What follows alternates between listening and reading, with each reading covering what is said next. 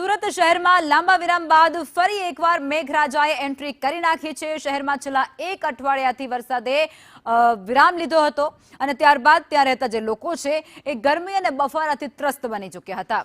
ત્યારે ખટોદરા, મજુરા ગેટ અને અઠવા લાઈન સહિતના જે વિસ્તારો છે ત્યાં અત્યારે મેઘરાજા મન મૂકીને વરસી રહ્યા છે। વરસાદ એ તૂટી પડ્યો હતો। લાંબા સમય બાદ વરસેલા આ વરસાદને પગલે લોકોએ ગરમીમાંથી રાહત અનુભવી છે। અને આજ મુદ્દે સંવાદદાતા જયેન્દ્ર અમારી સાથે જોડાઈ ચૂક્યા છે। જયેન્દ્ર, સુરતમાં કયા કયા વિસ્તારોમાં વરસાદ છે ત્યારે?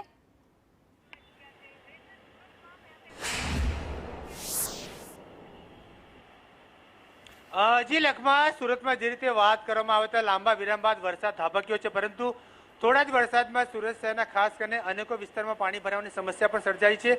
વરસાદ તો પડ્યો છે, લોકોને ગરમીથી રાહત તો મળી જ છે, પરંતુ સુરત શહેરના ખાસ કરીને જે વાત કરવામાં આવે ત્યારે ઉધના દરવાજેથી જે નવસારી રોડ છે ત્યાં ખાસ કરીને ઉધના બસ ડેપોથી લઈને લક્ષ્મીનારાયણ મંદિર સુધીનો જે રોડનો એક સાઈડનો ભાગ છે તે પાણીમાં વરસાદી પાણીમાં ગરકાવ થયેલો તમને જોવા મળી રહ્યો છે। ત્યારે તેને કારણે વાહન ચાલકોની લાંબી કતાર પણ તમે સ્ક્રીન ઉપર જોઈ રહ્યા છો। વાહન ચાલકો આ પાણીમાંથી પસાર થવા જે છે મજબૂર બની રહ્યા છે, તેઓને હાલાકીનો સામનો કરવાનો વારો આવી રહ્યો છે।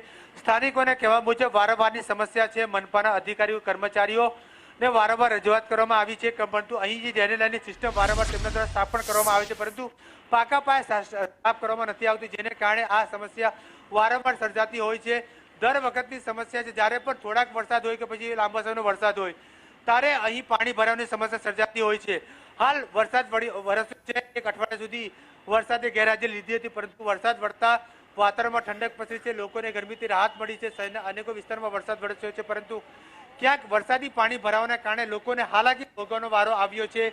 જોઈ શકાય છે લોકો વરસાદી પાણીથી ભરાયેલામાંથી અહીંથી પસાર થઈ રહ્યા છે, લોકો હાલાકી ભોગવી રહ્યા છે। અનેક લોકોની ગાડી પણ અહીં બંધ થઈ જતી હોય છે। વારંવારની સમસ્યા છે, પરંતુ હાલ નથી।